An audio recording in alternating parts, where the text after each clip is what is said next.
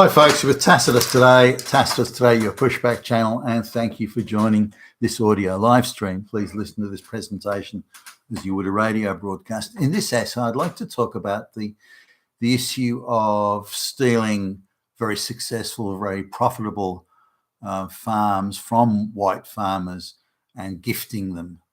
So stealing the farm and gifting that successful, profitable farm to a black person. Now, when you look at how does that work out, the facts sort of speak for themselves. That so far in South Africa, 9 out of every 10 farms that are taken from white people and gifted to black people are fail within the first 2 years, and more than half fail in the first 12 months. So this would seem impossible. How can 9 out of every 10, so 9 out of every 10 farms that are successful, profitable, shiny objects that everybody wants to get their hands on, how can they fail so quickly? How can so much success be turned into so much failure so quickly? Now we're going to look at that, and that's going to be the primary sort of purpose of this video. Now, it doesn't matter where you go in Africa. Whenever a successful farm, see, when you see a successful farm, you look at it's a big farm. They've got a beautiful farmhouse. They've got all sorts of nice vehicles.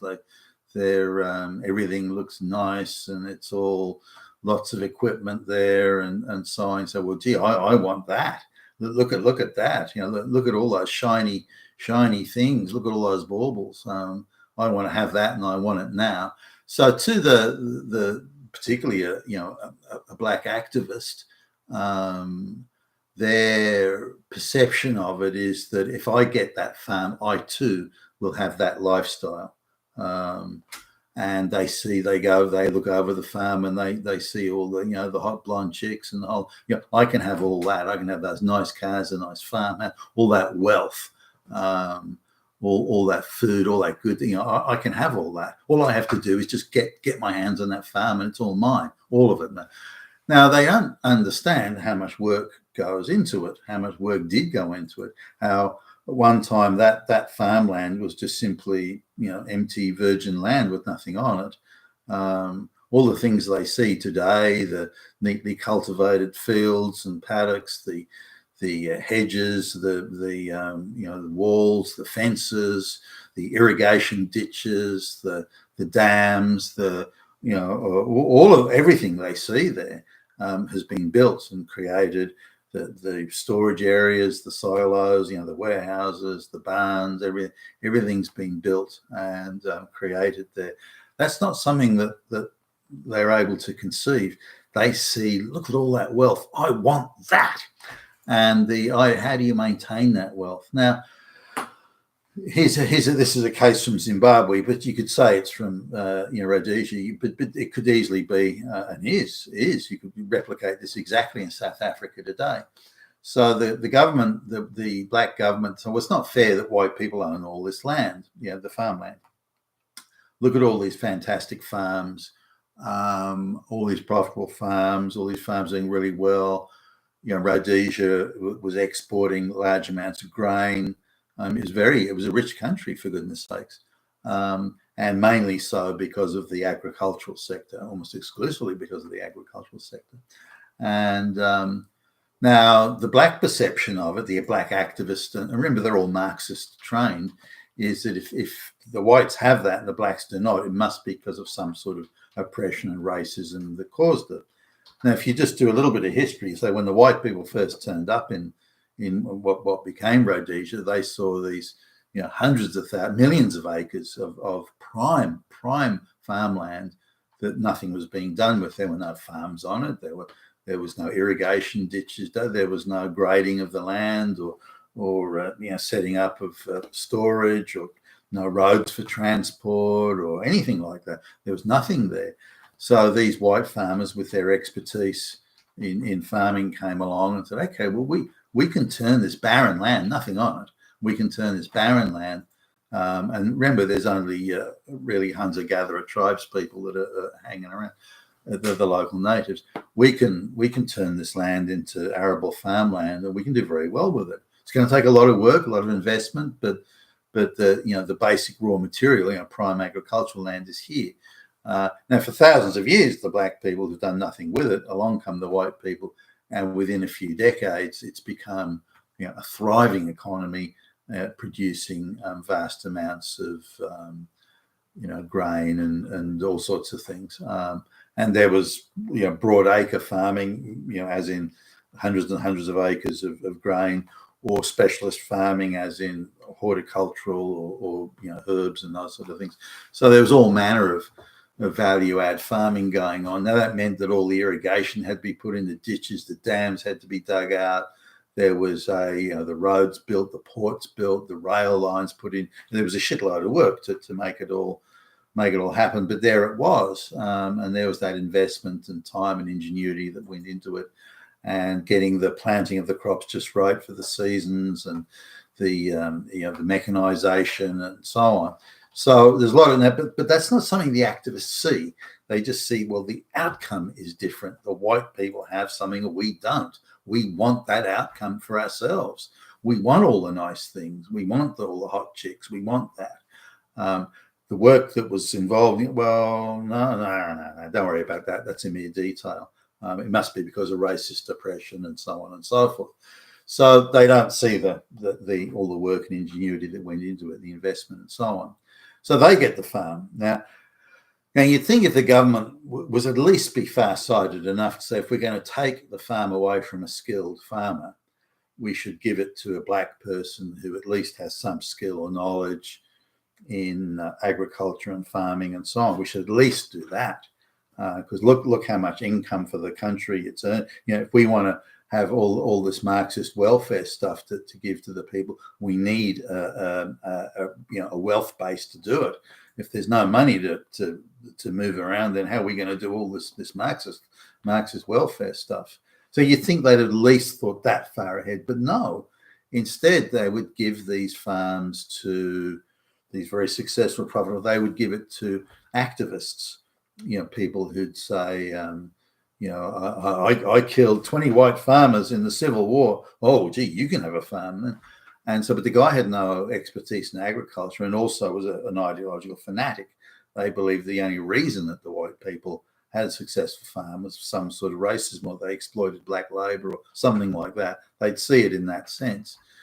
So when they get this farm, they've got no expertise, and what's more, they don't give a shit. So the various farm equipment they'll ride around on. They'll just joyride the farm equipment, and cutting through the field, trampling the crops. If they need fuel for their to heat their house in winter, they'll just cut down the fruit trees and just burn them, and so on and so forth. The barn for storing the grain.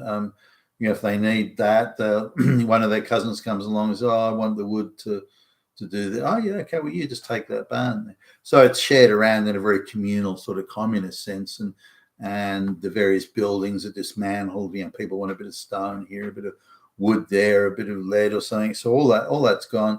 Their friends come along and joyride the harvester machines and the fruit picking things, or the jeeps, or that's all. They don't bother changing the oil, or and if they're driving out in the middle of nowhere somewhere and it runs out of petrol, who cares? And off they go and leave it there.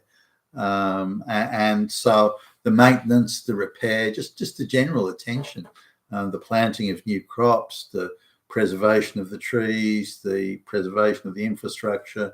So when the annual rains come, the farmer always makes sure that the dam that he's got there is dredged of silt, so the water can be channeled into irrigation. They don't bother with that sort of stuff. When the rains come, the whole thing gets silted up, and then the irrigation water the pipes that move the water around the farm get clogged up. They don't bother with the maintenance. And before you know it, within a year or two, the farm, a hugely profitable farm that's worth hundreds of thousands of dollars in exports in every year, it's gone where it produces nothing.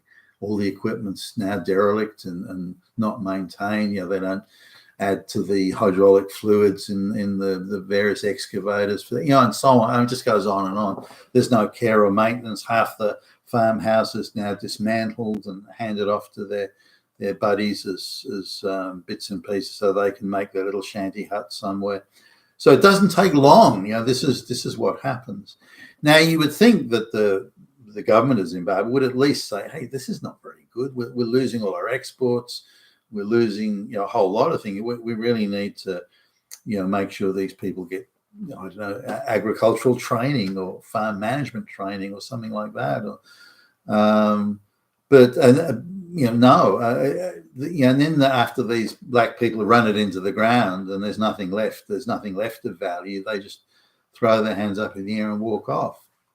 And sometimes it's sold back to the white farmer that had it originally, so that the black activists can walk away at least with some cash in their pockets. But when you multiply this out over thousands of very profitable, successful farms, which is the case in Zimbabwe, not only were all those farms destroyed, an entire economy was destroyed. A country that could feed itself and export a substantial agricultural surplus now had no exports and had to import food just to avoid starvation of the population. That's how drastic that occurred. And it all occurred within a decade. And it was all from stealing these farms from, because it was perceived in ideological terms rather than practical terms. Why were these white farmers there? Well, the land wasn't being used. Nobody was using that land. They came along and, again, a lot of time, ingenuity, investment. They created these very profitable farms, and that's why they're there. They didn't just appear by pushing a button or so on. And if they wanted the black people to own farms, they should have engaged. They should have set up an agricultural college and given these people intensive training in this, and then demanded that the white people sell the farm to the black people for a commercial, competitive commercial market rate. That might have worked, but instead they wanted quick results. We're going to teach those evil white Nazis a lesson. We just steal everything they've got, and that'll solve it. That'll solve the race problem. That'll create equity. But of course, it had the opposite effect. Now, people that pursue ideological equity always make that same mistake. We can look at even when the communists took over in the Soviet Union, or China for that matter, or anywhere. It doesn't matter. They have this idea of equity, and they impose it brutally. They'll kill people that don't agree with them, which is what you're seeing in South Africa and what you saw in Zimbabwe, is that if you disagree with them ideologically, they will kill you. It's not that, disagreement can't be accepted. And they did this in the Soviet Union when the communists came. They wanted to change the whole agricultural sector, which used to produce surpluses, by the way, change the whole agricultural sector to communal farming. Now, on the face of it, you say, well, gee, that's all right, because every individual farmer has a tractor. I'm simplifying the explanation. Every individual farmer previously had a tractor, but now, so there was 100 tractors. Now we only need 10 tractors in a big communal farm, and so everyone can share those resources, and no one has to own anything or buy anything. They can all share those resources, and that'll be more efficient. Now, on the face of it, that sounds, well, gee, okay. On paper, that does sound like it's got its good points. But the reality is that once you have a central bureaucracy dictating what crops you'll grow, when you will grow them, when you must plant them, how many seeds you're allowed to keep for replanting for the next year, under what conditions you'll store them, how you get them to market for sale, all this is decided now by a central bureaucracy, none of whom are farmers, and given the massive overlapping and bureaucratic ineptitude, the state farms had found that they were planting crops that they were ordered to plant crops at the wrong time. They were storing them incorrectly. They were harvesting them too early, so they would perish, or and so on and so. So the mistakes were just off the charts. So, and also they were moving a lot of people from the rural areas into the cities for the big industrial drives. So they would go around to the farms and instead of realizing that it had been a horrible failure, they would just say, well, you farmers are sabotaging it or you're hiding it. So they just go around killing the farmers, just murdering them, beating them senseless. And they say, oh, well, you must be, you're a counter-revolutionary, you're an enemy of the people. And so the bureaucrats couldn't accept that they'd fucked up royally, and they would just go around send goon squads out into the country to go and murder the farmers. That's going to help. So this is how these things always work out. If you're driven by ideological fanaticism rather than hard reality, the bottom line is that any idiot, of an IQ of 80 could sort of see this, that if you take away a very skilled, knowledgeable farmer and replace it with some idiot that's never grown a thing ever, doesn't know the first thing about farming. When you do that, then things aren't going to work out. You don't need to be a genius to understand that. But yet this is exactly what they're doing did in Zimbabwe, Rhodesia, and what they're doing and have done in South Africa. And they're wondering, well, why is the economy going to shit? All we're doing is pursuing equity. What's wrong with that? But but when you get ideological fanatics making these decisions, this is what happens. You've been attached to us today at your Pushback channel. Thank you for listening.